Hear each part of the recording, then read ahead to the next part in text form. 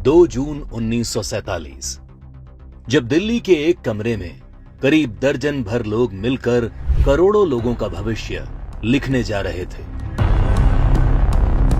करीब 1.5 दशक से मुस्लिम लीग जिस पाकिस्तान की रट लगा रही थी, वो आज कागजों में उनके सामने सच होने जा रहा था। सिर्फ 2 हफ्तों में भारत के खंडित होने की योजना पर मोहर लग गई। भगवान राम के बेटे लव का बसाया लाहौर, ढाकेश्वरी माता का तीर्थ ढाका, गुरु नानक देव जी का जन्म स्थान ननकाना अब 2 टुकड़ों में बंटने जा रहा था।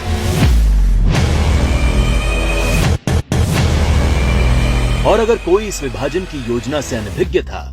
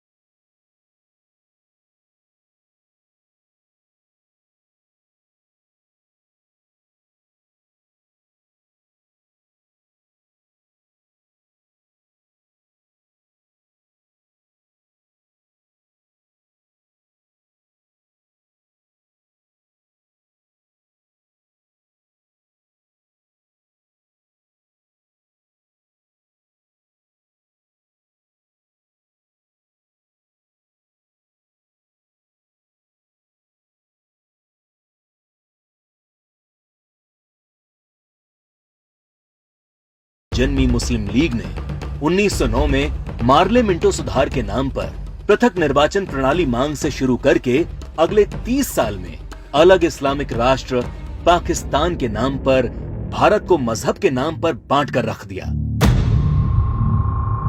1920 के तुर्की के खलीफा के समर्थन में चलाए गए कांग्रेस के खिलाफत आंदोलन ने मुस्लिम कट्टरपंथियों को यकीन दिला दिया कि वे अपनी गैर जरूरी मांग पर भी कांग्रेस के नेतृत्व को मना सकते हैं। इसके बाद 1930 में अल्लामा इकबाल ने पहली बार मुस्लिम लीग के अधिवेशन में अलग इस्लामिक राष्ट्र की रूपरेखा रखी।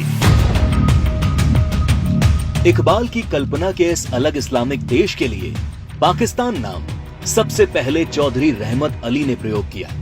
जब 1933 के तीसरे गोलमेज सम्मेलन में चौधरी रहमत अली ने पाकिस्तान अभी नहीं तो कभी नहीं नाम के पर्चे बांटे और करीब 7 साल बाद 1940 में लाहौर अधिवेशन में मुस्लिम लीग ने पहली बार पाकिस्तान नाम के अलग इस्लामिक देश का प्रस्ताव पास किया और 1947 में 10 लाख लोगों की लाश पर चढ़कर एक अलग इस्लामिक देश बना लिया।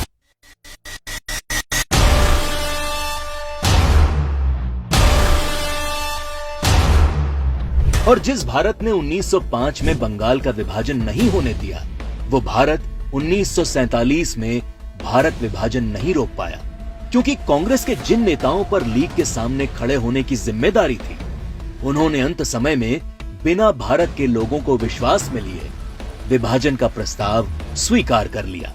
देश तोड़ने के इस खेल में एक हिस्सा भारत के कम्युनिस्टों ने भी निभाया, जब कम्युनिस्ट नेताओं ने भारत को 14 राष्ट्रों का समूह बताते हुए भारत विभाजन को मुस्लिम राष्ट्र के आत्मनिर्णय का अधिकार बता दिया। साल 1945 में अग्रणी कम्युनिस्ट सिद्धांतकार कॉमरेड जी अधिकारी ने मुस्लिम लीग की मांग को न्याय संगत बताते हुए एक थीसिस दी। उनके शब्दों में 1940 से कम्युनिस्ट पार्टी ने यह देखना शुरू कर दिया कि तथाकथित सांप्रदायिक समस्या वास्तव में बढ़ती राष्ट्रीयताओं की समस्या है, जिसे आत्मनिर्णय के अधिकार के माध्यम से हल किया जा सकता है। यदि हम इसके प्रगतिशील सार को देखें तो पाकिस्तान की मांग वास्तव में पंजाब, पठान, सिंध, बलूचिस्तान और पूर्वी प्रांतों की मुस्लिम राष्ट्रीयताओं के क्षेत्रों के आत्मनिर्णय के अधिकार की मांग है। जब देश का विभाजन हकीकत बनना तय हो गया, तब सर रेडक्लिफ को भारत और पाकिस्तान की सरहद तय करने की जिम्मेदारी सौंपी गई। रेडक्लिफ इससे पहले कभी भारत नहीं आए थे। उन्हें भारत की सांस्कृतिक विरासत, सभ्यता, मूल्यों, तीर्थों के विषय में कोई जानकारी नहीं थी। 3 सप्ताह में तय कर लिया गया कि कौन सा हिस्सा पाकिस्तान कहलाएगा और कौन सा हिस्सा हिंदुस्तान।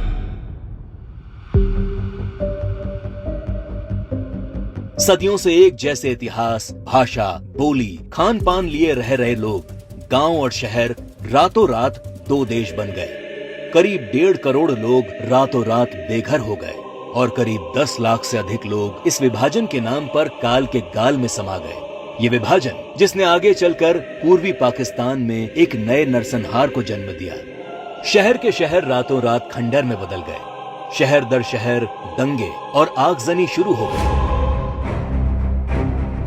वो लोग जो हवेलियों में रहते थे वो अब रातों रात रिफ्यूजी बन चुके थे। अपना सब कुछ लुटाकर लोग सड़ी गर्मी और बरसात में मीलों तक फैले काफिले हजारों की तादाद में अपनी जान बचाकर चले आ रहे थे। सबसे बुरा हाल महिलाओं का हुआ, जिन्हें इस विभाजन की सबसे क्रूर कीमत चुकानी पड़ी। सैकड़ों महिलाओं का अपहरण और बलात्कार किया गया।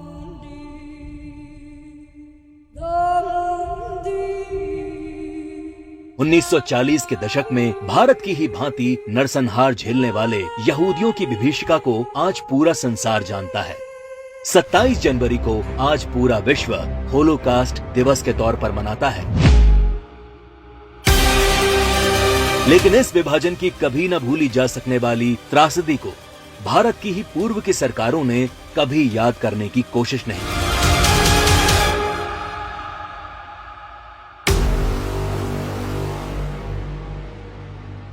विभाजन विभीषिका दिवस 14 अगस्त का दिन विभाजन विभीषिका का स्मरण करने का दिन है। 14 अगस्त का दिन अटल जी की इन पंक्तियों को दोहराने का दिन है।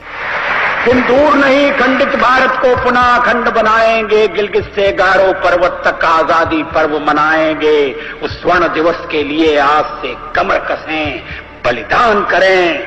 जो पाया उसमें खो न जाएं, जो खोया उसका ध्यान करें, जो खोया उसका ध्यान करें।